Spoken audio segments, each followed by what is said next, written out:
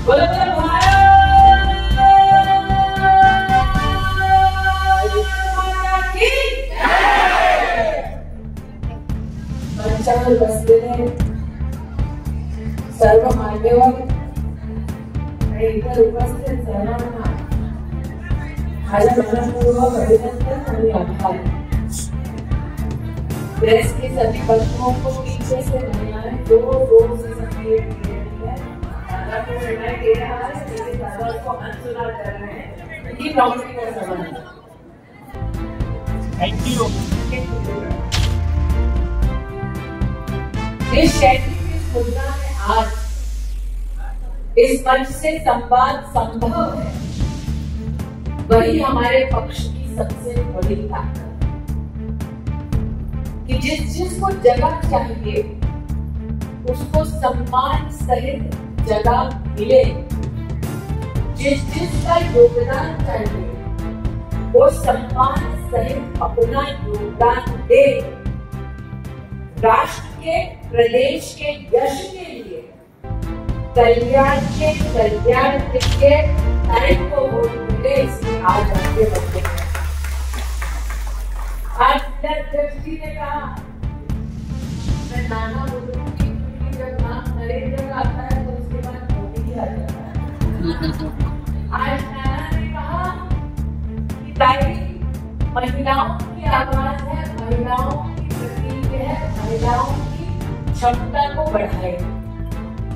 लेकिन भारतीय जनता पार्टी ने लोकतंत्र में ये प्रमाणित किया है कि महिला नेत्री मात्र महिलाओं की नहीं है, वो राष्ट्र का नेतृत्व कर सकती है। और आज भारत में अगर हमारे सैन्य बलों का कोई कमांडर है तो वो महामहिम राष्ट्रपति आदरणीय द्रौपदी मुर्मू।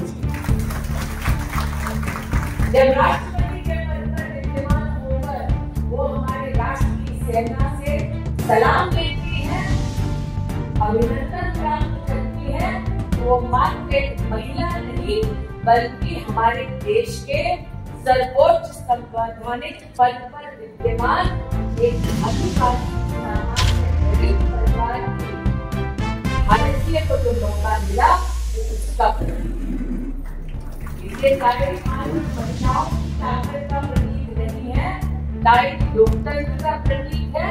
और लोकतांत्रिक ढांचे के माध्यम से चुनकर आना एक राजनीतिक दल और एक राजनीतिक कार्यकर्ता का सबसे बड़ा सौभाग्य है। इसलिए आज कल्याण के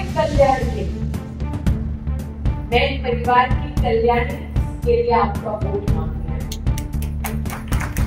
यहाँ जितने लोग बचे हैं वो भारतीय जनता पार्टी का सहयोग, भारतीय जनता पार्टी के नेतृत्व के प्रति आदर का भाव रखते हैं।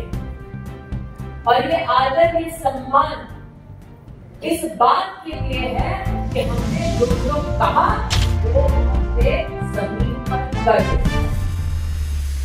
यहाँ आज जब ताई का भाषण समाप्त हुआ तो एक भाई ने इस सभागार में जय श्री राम को उद्घोष किया।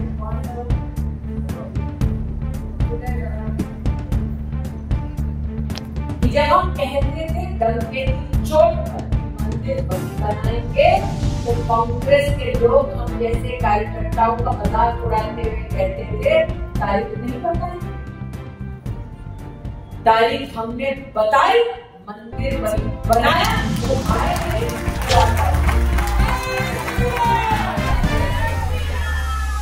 आज कल्याण के लिए कहती हूँ, यहाँ कितने लोग हैं जिन्होंने दीपावली मनाई? कितने लोग हैं?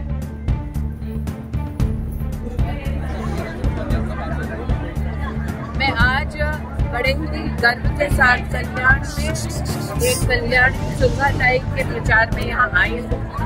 हम सब बहनें इस बात का गौरव करती हैं कि नरेंद्र मोदी के नेतृत्व में भारत में इतिहास तब रचा गया जब महिलाओं को 33% का आरक्षण देश की संसद ने आशीर्वाद स्वरूप नरेंद्र मोदी जी की वजह से दिया। चाहे वो जनधन योजना हो, मुद्रा योजना हो, और विशेष रूप से बेटी को लाडली के रूप में, बहन को लाडली के रूप में योजना के माध्यम से कैश ट्रांसफर महिलाओं के बैंक के खाते में कर उनको प्रफुल्लित करने की योजना हो।